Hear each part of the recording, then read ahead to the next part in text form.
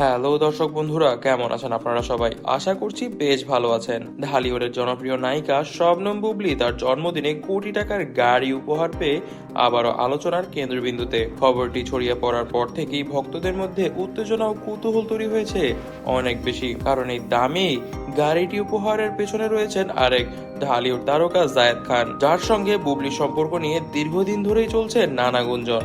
বুবলির জন্মদিন উদযাপনের ছবি ও ভিডিও সোশ্যাল মিডিয়ায় ছড়িয়ে পড়ার পর একটি বিশেষ বিষয় সবার নজর কাড়ে। একটি চকচকে বিলাসবহুল গাড়ি। জানা গিয়েছে গাড়িটির দাম নাকি প্রায় 1,50,00,000 টাকা। ভক্তরা প্রশ্ন তুলতে শুরু করেন, এত দামি উপহার বুবলির জন্য কে আনলেন? পরে বিশ্বস্ত সূত্র থেকে জানা যায় এটি ছিল জায়েদ খানের পক্ষ থেকে বুবলির জন্মদিনের বিশেষ উপহার।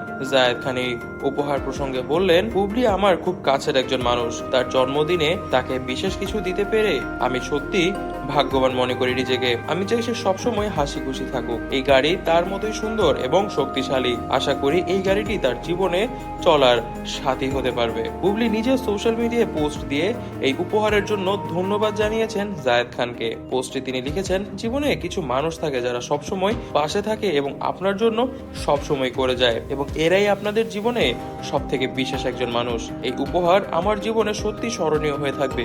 ধন্যবাদ জায়েদ তোমাকে। বুবলির এই পোস্টে ভক্তরা শুভেচ্ছা বন্যা বইয়ে দিয়েছেন। কেউ কেউ লিখছেন, আপনারা দারুণ জুটি হবেন, জলদি জলদি বিয়ে করে ফেলুন এবং সকলকে চমকে দিন। আবার কেউ কেউ বলছে, জায়েদ খান হঠাৎ করেই বুবলির পিছনে এতটা পাগল হয়ে গেল কিসের জন্য?